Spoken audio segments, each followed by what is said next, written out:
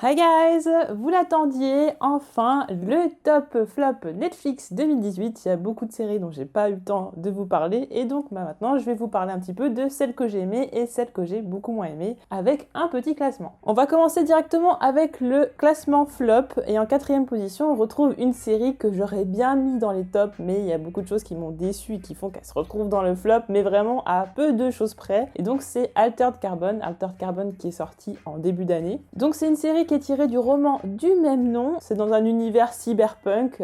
C'est le genre d'univers que j'aime beaucoup, qui me parle bien et qui me fascine pas mal. Donc je me disais, ça va être super, forcément, je vais forcément adorer. Le problème étant qu'en fait, j'en attendais tellement de cette série que j'ai été déçue. Alors au niveau du pitch, on est forcément dans un univers où la technologie est hyper développée. Donc en fait, les humains ont réussi à trouver un moyen de sauvegarder la conscience des gens pour qu'elle puisse se transmettre d'un corps à un autre. Mais par contre, ce sont quasiment que les riches qui ont vraiment les moyens de le faire. Et on va faire revenir à la vie un rebelle qui est mort 250 ans avant. Il va être en fait embauché par quelqu'un de très très riche pour mener une enquête. Sur le papier, ça a l'air chouette, mais en fait, je trouve que c'était beaucoup trop court. Alors, au niveau action et tout, c'était vachement bien. Il y avait beaucoup de trucs qui étaient très intéressants, mais ouais, ça allait pas assez loin. Ça allait vraiment pas du tout assez loin. Le genre cyberpunk, c'est vraiment quelque chose où on peut aller vraiment partout parce qu'on est vraiment sur des technologies qui sont extraordinaires et qu'on aurait même du mal à imaginer. Donc, on peut partir extrêmement loin. Ce qui est intéressant, par contre, c'était qu'il y avait une espèce de conflit social, voilà, entre les riches et les plus pauvres, parce qu'effectivement les pauvres, quand ils meurent, leur conscience n'est pas sauvegardée dans le cloud, donc il y a tout un truc comme ça, mais par contre voilà, système de faction, rebelle et tout, j'ai pas forcément adhéré. Le personnage féminin principal, j'ai pas du tout aimé, être totalement incohérente, j'ai trouvé que c'était n'importe quoi. Par contre, le personnage principal, j'ai bien aimé. Cependant, je trouve que Joel Kinnaman était pas super convaincant dans son rôle, j'ai trouvé un peu mou en fait, alors que le personnage est censé être un peu percutant et tout, je l'ai trouvé un petit peu mollasson. Ça aussi, ça fait partie de mes petites déceptions. Et voilà, en fait, dans tout, j'ai trouvé que ça allait pas assez loin. Puis des fois, on mélange des trucs qui n'ont pas trop de rapport. Globalement, j'ai beaucoup aimé l'univers. Mais voilà, c'est vraiment, si ça se retrouve dans les flops, c'est pas parce que c'est une mauvaise série, c'est tout simplement parce que Netflix allait plus loin. Vraiment, il y a tellement de choses à faire. Par exemple, niveau manga ou même ciné, ce genre d'univers est complètement exploité. Et là, justement, il y avait beaucoup de choses à faire et ça n'a pas été fait. Donc, je regarderai quand même la saison 2 avec impatience. Et je pense qu'ils peuvent se rattraper, il n'y a aucun souci là-dessus. Donc voilà, c'est un petit flop. C'est pas vraiment c'est un flop un peu à contre-cœur. Et je pouvais pas le mettre dans les tops non plus. En troisième position, j'ai mis Paradise PD, donc Paradise Police, parce que, alors moi, j'aime énormément les cartoons, les séries animées comiques, je suis vraiment une très très très grande fan, et forcément, j'attendais avec impatience une nouvelle série comique. En plus, ça avait l'air très trash, et il manquait donc un petit côté trash en termes de série comique sur Netflix. Donc je me suis lancée dedans en me disant ça va être génial et tout, le trailer m'avait... Mais j'étais un peu mi-figue mi-raisin. Au final, j'ai regardé quelques épisodes et j'ai vraiment détesté. Franchement, c'est pas j'ai pas aimé, c'est j'ai détesté. Donc en fait, on raconte les histoires donc de toute une équipe de police et tout qui sont complètement déjantés. Enfin voilà, ils ont tous des personnalités très différentes, ils font tous totalement n'importe quoi. Enfin, c'est un vrai bordel. Sur le papier, ça a l'air drôle et en fait,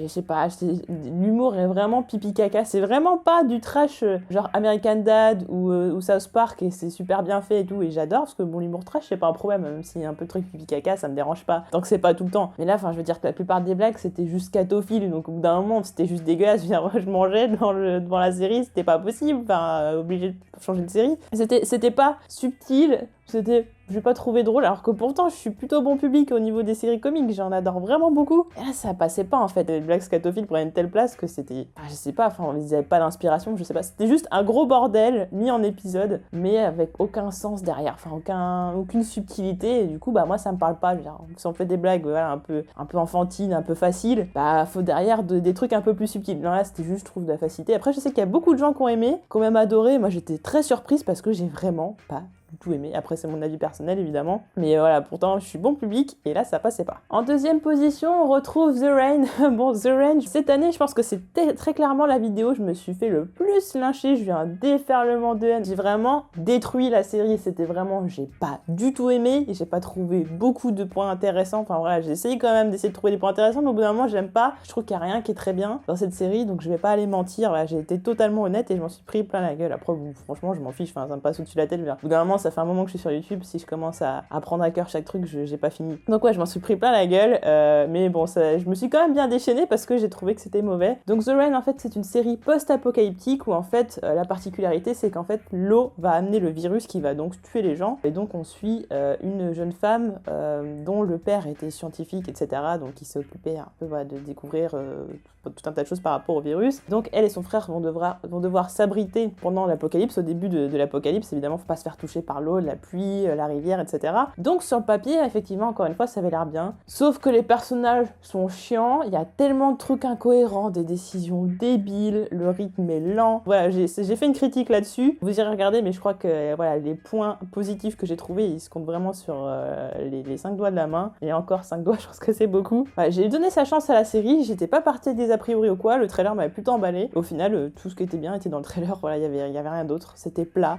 c'était incohérent et une série post-apocalyptique, normalement, voilà, je suis plutôt enclin à aimer de base, quoi qu'il arrive. Et là, non, c'était chiant, c'était mou. Je me suis confrontée à un mur, j'ai vraiment pas aimé. Donc n'hésitez pas à aller voir ma critique, je mets de toute façon toutes les critiques que j'ai déjà fait en description, comme ça vous pouvez voir un peu mon avis là-dessus. En première position, je pense que vous en doutez par rapport à ma critique qui est toute récente d'ailleurs, c'est Baby. Alors Baby, c'est pas parce que c'est une mauvaise série niveau réalisation, etc., niveau casting ou quoi, c'est tout simplement parce que, comme je l'ai dit, si on prend pas de recul par rapport à cette série, c'est une série qui est quand même très dangereuse pour la jeunesse. Là, j'ai trouvé que c'était plus important de mettre en première position une série que je déconseillais. Pour le coup, je la déconseille, comme je disais, à des gens qui sont assez jeunes. Le problème étant, comme j'avais dit dans ma critique, que c'est interdit au moins de 13 ans et pas interdit au moins de 16 ans. Donc comme j'avais expliqué, Baby c'est inspiré d'une histoire vraie qui est donc l'affaire Baby Skilo, donc qui est l'affaire de jeunes filles mineures qui s'étaient prostituées à Rome, dans les quartiers chics. Donc il y avait des gens du gouvernement, des chefs d'entreprise, des députés, etc. qui étaient impliqués dans cette histoire. Donc ça avait fait un gros bazar en Italie et donc cette série est inspirée de cet événement. Donc on va suivre la vie de 2 jeunes filles qui sont assez mal dans leur peau par rapport à des raisons diverses et variées, qui vont finir par faire de l'escorting, voire se prostituer. On suit un petit peu comment elles finissent dans ce milieu et justement, comme j'expliquais, ben voilà, les événements qui font qu'elles en arrivent là sont quand même un petit peu trop simples. Derrière, il n'y a pas de prévention, il n'y a pas d'éducation, il n'y a rien derrière. C'est quand même, voilà, pour moi c'était quand même très risqué de sortir une série comme ça, d'autant plus que c'est interdit seulement au moins de 13 ans, donc c'est assez problématique. Et encore une fois, je vous invite à aller voir ma critique qui est sans spoiler dans ma description. On va parler maintenant des choses plus positives. On va parler des tops et donc à la 10e position, j'ai mis Star Trek Discovery. Donc on va suivre les aventures de Michael Burnham, qui est une femme, faut pas se fier au nom, et qui a été élevée par des Vulcains suite à certains événements tragiques. Elle est très brillante, elle va d'ailleurs pouvoir intégrer l'Académie des Sciences, et elle est tellement brillante que par la suite elle va devenir premier officier du vaisseau, l'USS Shenzhou. En gros, c'est une ascension qui est très fulgurante, sauf qu'il va se passer tout un tas d'événements, elle va totalement déchanter, et donc être vue comme un réel paria. Il va falloir qu'elle s'intègre, il va falloir qu'elle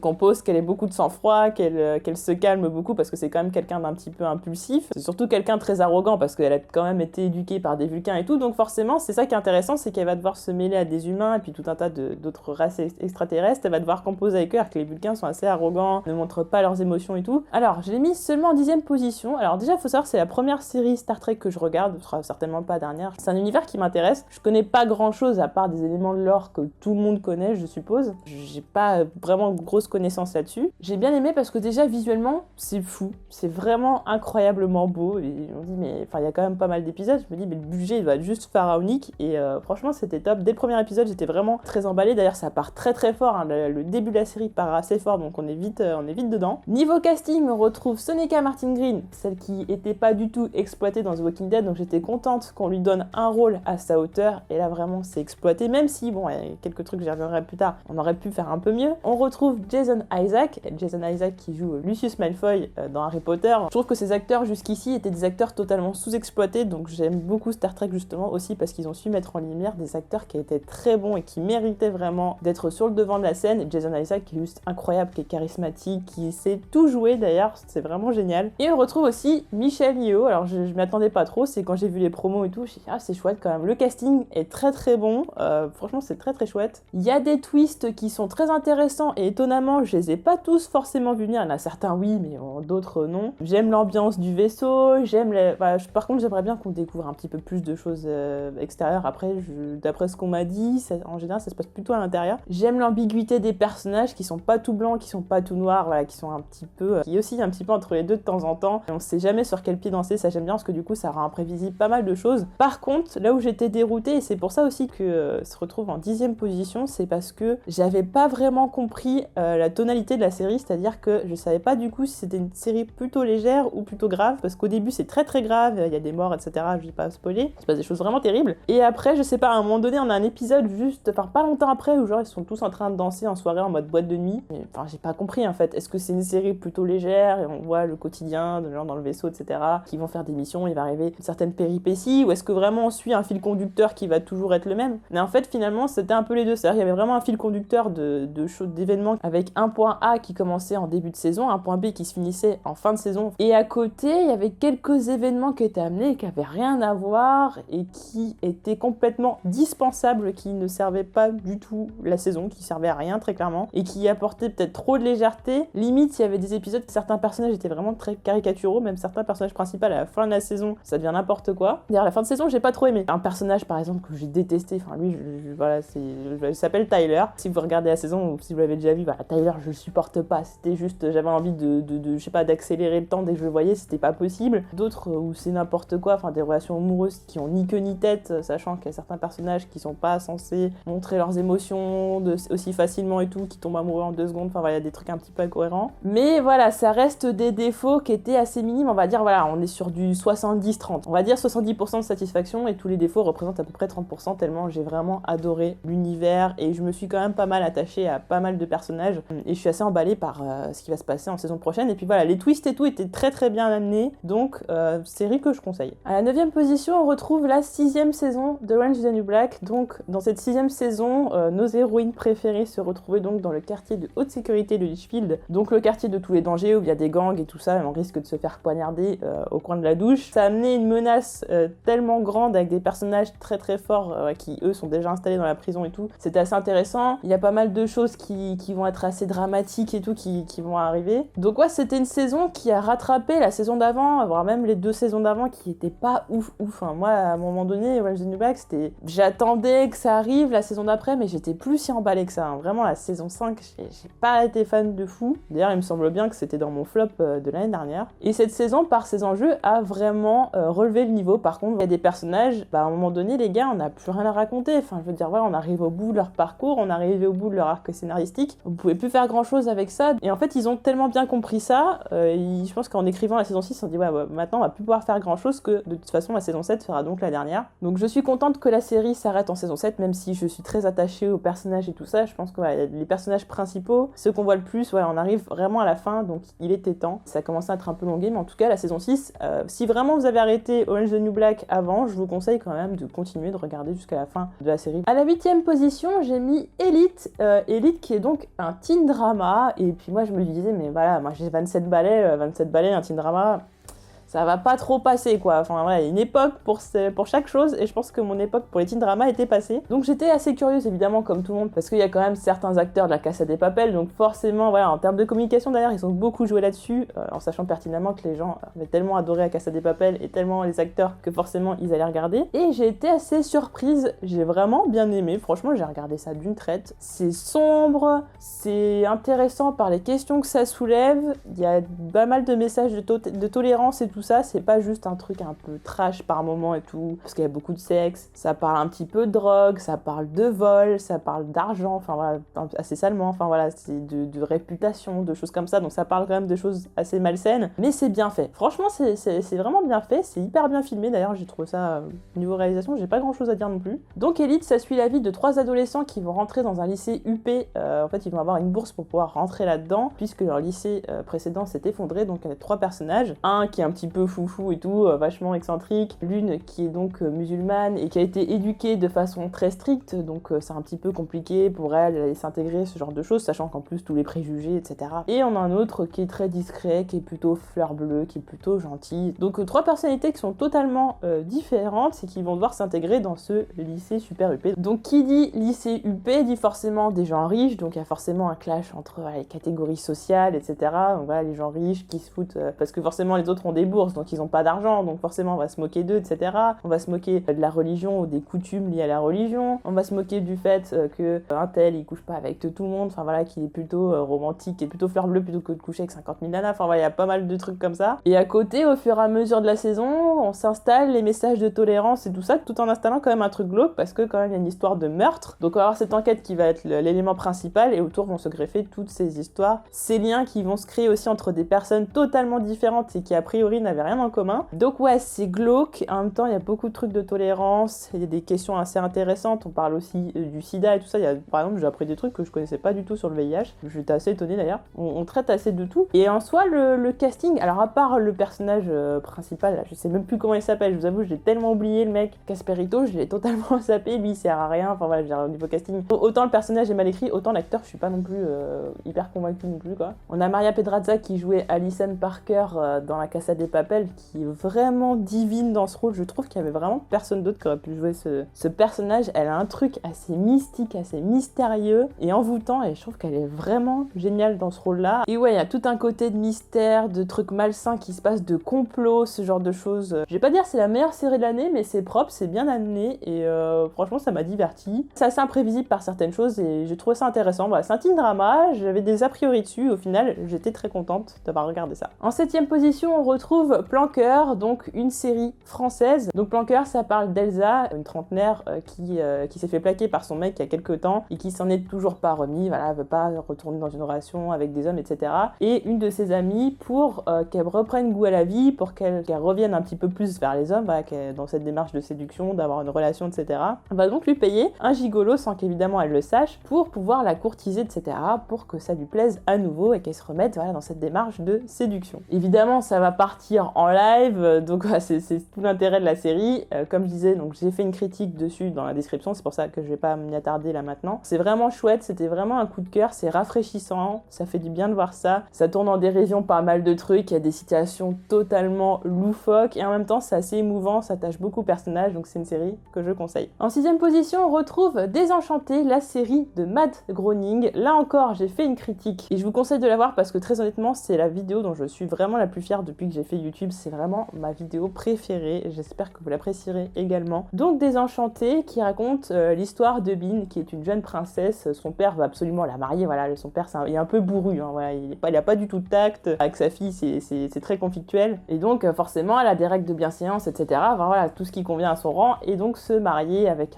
voilà, quelqu'un de son rang. Sauf qu'elle, c'est une princesse rebelle, très garçon manqué, et elle veut pas se marier avec n'importe qui. Donc voilà, elle va s'enfuir et au final, elle va rencontrer de nouveaux personnages. Elle va rencontrer Lucie, qui lui est un démon et qui va forcément l'amener à faire des choses pas très très cool. Et elle va rencontrer Elfo qui est un elfe qui a fui son royaume parce que voilà, il était un petit peu... il faisait pas des trucs qui plaisaient trop à ses concitoyens. C'est effectivement en deçà de ce que j'espérais pour une série de Matt Groening, et en même temps, ayant compris qu'il s'agissait plutôt d'une histoire avec quelques touches d'humour et pas d'une série humoristique à proprement dit seulement, comme pouvaient être les Simpsons ou Futurama. Du coup, ma vision a été assez différente et très honnêtement, voilà, j'ai beaucoup apprécié. Je sais que beaucoup de gens ont été déçus. Moi, je trouve que voilà, il y a quelques défauts effectivement, mais en soi, quand même, la série mérite vraiment d'être regardée. Je me suis attachée au personnage, j'aime l'univers, j'ai trouvé ça assez drôle. Une série qui est sympathique à regarder. En plus, il n'y a pas beaucoup d'épisodes, ça se passe bien. Et je pense surtout que Matt Groening va prendre acte de ses erreurs et par la suite, ça va être beaucoup mieux. Je pense qu'on va être sur une série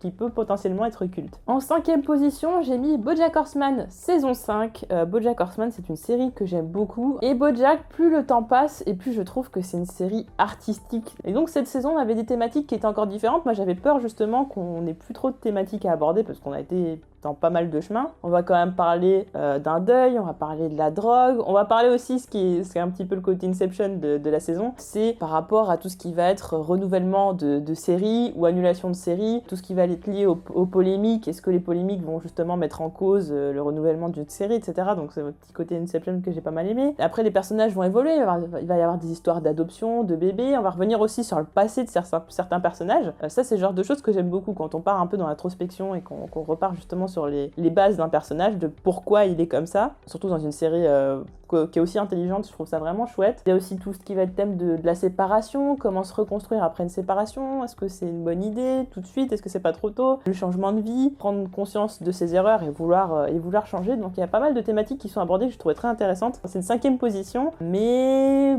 voilà, c'est quand même kiff, ça commence à être un petit peu serré sur ces 5 premiers quand même. Donc si vous connaissez pas BoJack Horseman, je vous conseille vraiment. Alors pour le pitch, BoJack, ça raconte l'histoire d'une ancienne star de série télé qui est un peu déchue et tout et qui essaye de se reconstruire une carrière professionnelle et qui en même temps a une personnalité un petit peu compliquée qui s'auto-détruit, et donc on va un petit peu découvrir comment il essaye justement de s'améliorer ou comment il détruit totalement sa vie et puis celle des gens qui l'entourent. Et également justement la vie de toutes les personnes qui sont plus ou moins liées à lui, qui eux aussi ont des parcours personnels, et donc plus ça va d'ailleurs, plus on va parler des autres personnages au fur et à mesure des saisons. On est sur une série dramatique et comique à la fois, et comme Rick et Morty, on est sur une série qui peut nous faire rire et pleurer comme ça d'une minute à l'autre, et c'est vraiment du génie. Alors en quatrième position, ça a été vraiment dur de me décider entre deux séries, voilà, entre quatrième et troisième, parce qu'en plus ils font partie du même univers, mais du coup j'ai décidé de mettre Daredevil saison 3, qui était vraiment époustouflante. J'avais un peu peur parce que Defenders, j'avais vraiment pas beaucoup aimé, c'était vraiment moyen.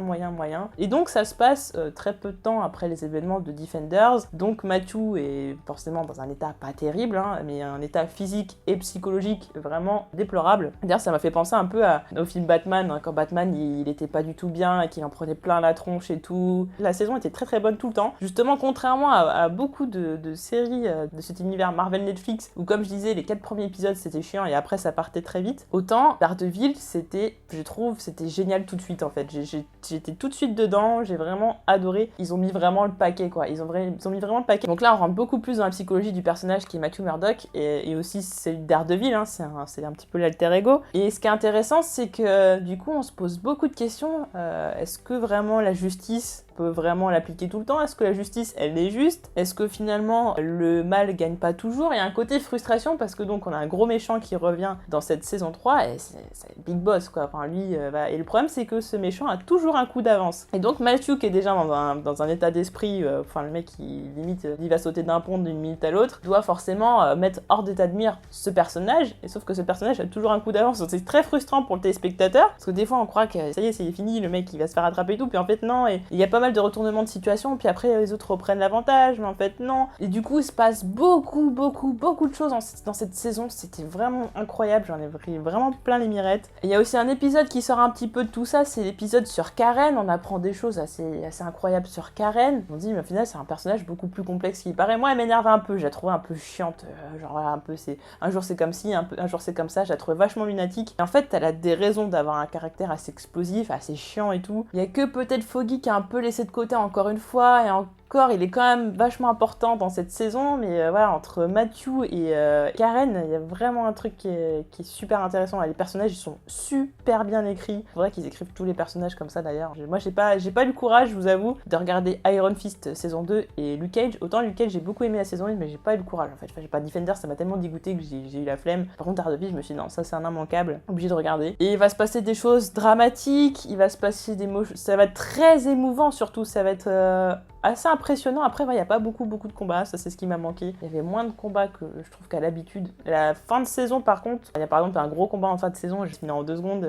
C'était pas ce que j'imaginais. J'imaginais en fait un feu d'artifice faire un montant crescendo pour paf, tellement la saison est incroyable. Je me dis, mais à la fin, paf, en fait, pas tellement, ouais, je vais pas spoiler, mais pas tellement. C'est le petit truc qui m'a déçu. Sinon, franchement, on serait remonté plutôt dans le top 3 pour Daredevil s'il n'y avait pas eu ce petit bémol en fin de saison. Et forcément, déception, c'est de savoir que Daredevil ne sera pas renouvelé sur Netflix parce qu'il y a toutes les histoires avec Disney, etc. Disney qui récupère les droits, qui va lancer sa plateforme de streaming. Bref, toujours est-il que pour l'instant, Daredevil ne sera pas renouvelé et ça me chagrine énormément. C'est une très bonne série, c'est une des meilleures de Netflix, et là c'est une énorme balle dans le pied que de ne pas pouvoir la renouveler. En 3ème position, vous l'aurez certainement compris, j'ai décidé de mettre Jessica Jones saison 2. Je m'attendais pas forcément à grand chose, justement par rapport à toute cette histoire de Defenders et tout ça. Au final, j'ai trouvé intéressantes les thématiques qui étaient abordées, ça tourne beaucoup autour de la confiance, de la trahison. Il y a aussi Jessica qui est complètement dépassée parce qu'elle se retrouve en face de quelqu'un qui est très puissant, après il y a toute une histoire de famille. Et là encore, comme Daredevil, on retourne beaucoup dans le passé du personnage, autant d'ailleurs pour Matthew, d'ailleurs c'est le cas, on revient vraiment à son enfance. Pour Jessica, on revient aussi à ça par rapport à cette histoire d'accident familial, etc. Il va y avoir surtout des dilemmes qui vont être incroyables, voir des gros retournements de situation, des personnages qui vont faire des choses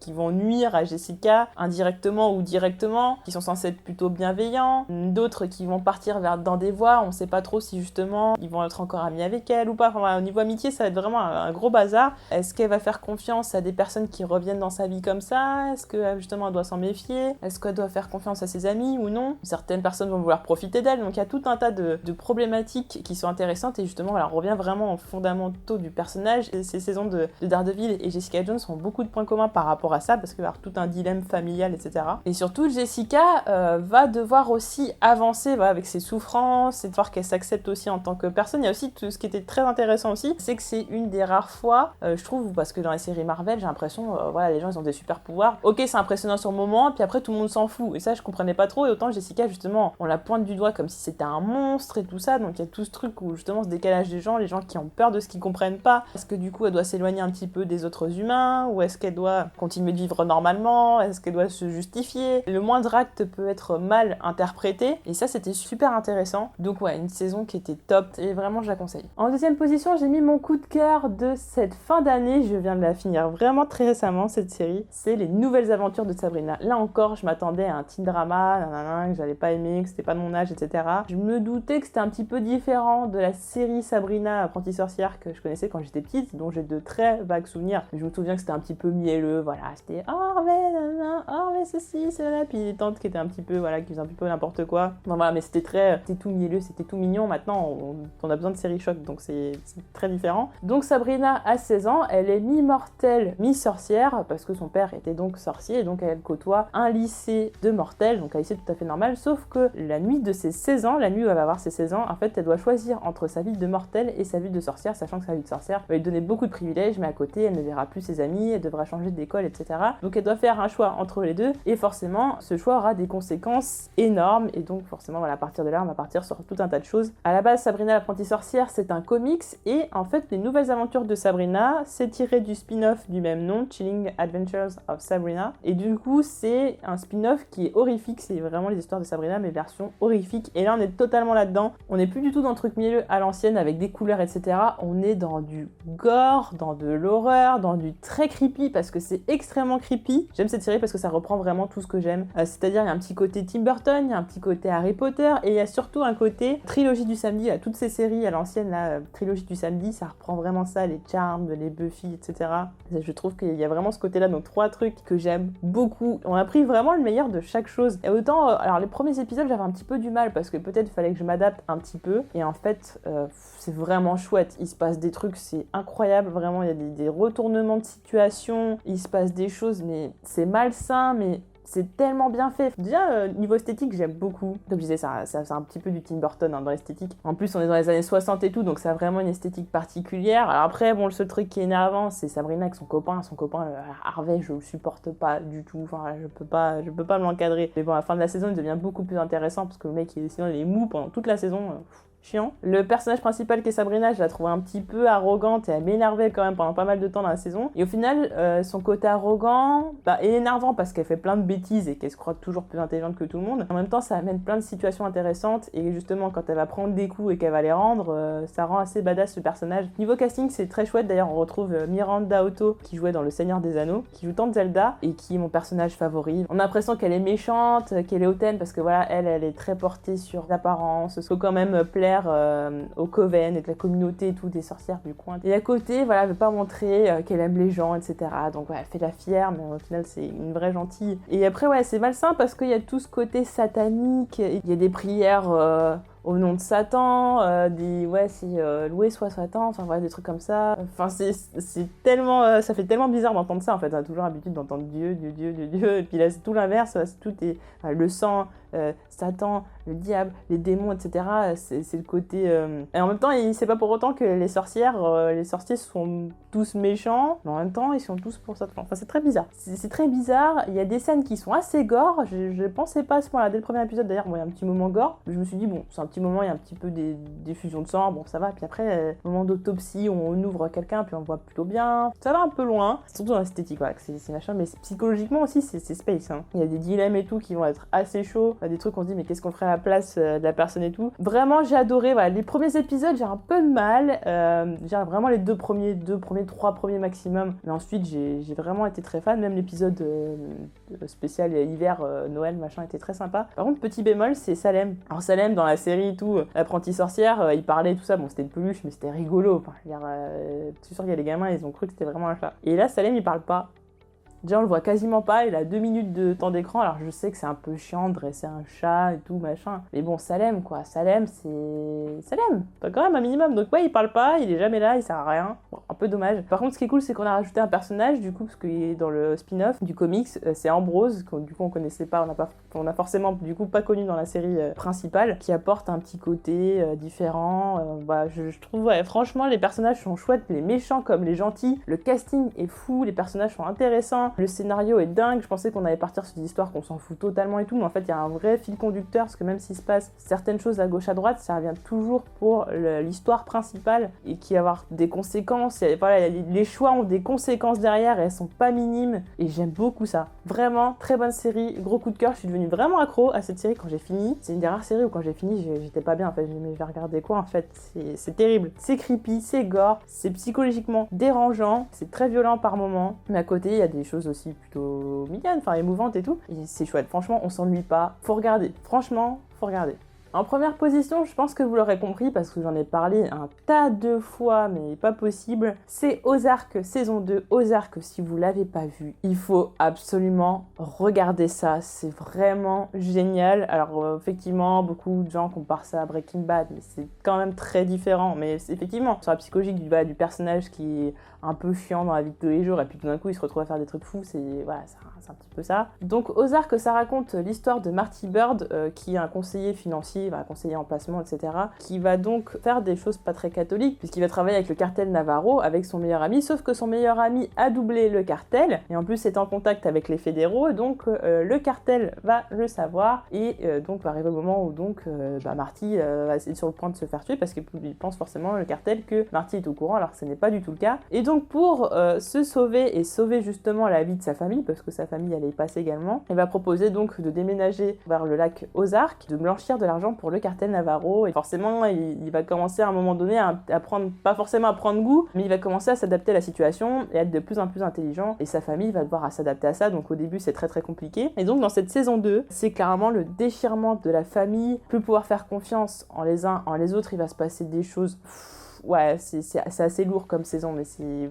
Franchement, c'est très très très bon. Sur ce coup-là, vous pouvez vraiment me faire confiance. Je pense que vraiment, je prends pas de risque en disant que c'est vraiment une des meilleures séries Netflix. Là, c'est une saison où on sait plus à qui faire confiance, on sait plus qui va mettre un couteau dans le dos. Mais que ce soit dans la famille ou que ce soit dans l'entourage, en plus, il y a des menaces qui arrivent encore en plus. On se dit qu'il y a des menaces que c'est fini, il y en a d'autres qui arrivent supplémentaires. Il y a trop de choses, des complots. Au final, les gentils, c'est pas forcément les gentils, les méchants, c'est pas forcément les méchants, on sait plus. On pense qu'ils sont tranquilles par rapport à certaines choses, mais par la suite, ils ont d'autres choses à faire et donc ils ont des ambitions plus grosses et donc il y a beaucoup plus de risques et tout ça. Il y a des personnages qui vont devenir beaucoup plus importants, notamment un personnage qui va devenir vraiment très très important et qui va prendre l'ascendant sur Marty quasiment, et ça c'est vraiment un truc génial. Je peux pas spoiler, c'est compliqué de faire une critique sans spoiler. De toute façon, j'avais écrit la vidéo, je l'ai pas montée parce que j'avais pas eu le temps en fait. Très clairement, je crois que je vais la mettre en podcast parce que j'avais enregistré la version en podcast et en article, comme ça vous aurez la critique de la saison 2 sans spoiler et avec spoiler. Mais ouais, ça m'a bluffé, franchement, ça faisait longtemps que j'avais pas été impressionnée par une série, par les choix qui ont été faits, la psychologie des personnages, elle est extrêmement bonne. Moi, je pense que c'est maintenant un truc très important par rapport à quand on reconnaît la qualité d'une série ou d'une saison, c'est comment on arrive à rentrer dans la psychologie des personnages, comment on arrive à les rendre complexes et à justement ne pas être sûr de ce qu'ils sont, qu'ils puissent être imprévisibles. Et là, ouais, ça envoie vraiment du lourd, c'est impressionnant et il se passe des choses... c'est dur, hein. Franchement, ouais, faut pas être déprimé pour regarder cette série. Donc Ozark, franchement, regardez, vous allez vraiment pas être déçus. Peut-être qu'il va falloir un petit temps d'adaptation et tout, mais franchement, ça vaut le coup. D'habitude, les saisons 2, je les trouve toujours moins bonnes que les saisons 1, et la saison 2, je la trouve même meilleure que la saison 1, c'est dire. Je trouve qu'au niveau écriture, c'est peut-être ce qu'il y a de mieux sur Netflix. Alors après, il y a quelques mentions honorables, c'est-à-dire des séries que j'ai pas finies. Par exemple, il y a F is for Family, il y a Big Mouth. Actuellement, je suis en train de regarder The Haunting of Hill House. Maniac, j'ai pas fini de le regarder non plus, donc voilà, c'est des séries qui font pas partie de mes classements, tout simplement parce que j'ai pas fini de les regarder, donc voilà, on arrive en fin d'année, c'était compliqué de regarder 3000 séries non plus, alors j'en ai quand même regardé pas mal. Après, il y avait des séries qui étaient pas originales Netflix, mais que j'ai beaucoup aimé. Il y avait Dirk Gently, saison 2, il y avait La Casa des Papel, et il y avait Last Man, qui est vraiment génial, c'est assez spécial à regarder. Alors, il y a des moments qui sont très très glauques et très dérangeants, et il faut pas manger devant d'ailleurs, mais en termes de rythme, en termes d'événements, en termes de scénario et tout, c'est vachement bien, c'est tiré d'un comics, mais c'était pas original Netflix, donc j'ai pas pu le mettre dans ce classement, mais très très bonne série. N'hésitez pas à me donner votre top flop Netflix en bas de cette vidéo en commentaire. Alors moi je serais curieuse de savoir si vous avez les mêmes avis que moi ou totalement différents, ou si vous avez même des séries de 2018 que je n'ai pas regardées et que vous me conseillez. N'hésitez pas à me dire tout ça, je vous souhaite de très bonnes fêtes de fin d'année, on arrive bientôt à une nouvelle année, donc bonne année en avance, et je vous fais des bisous, on se retrouve très vite pour d'autres vidéos. Salut!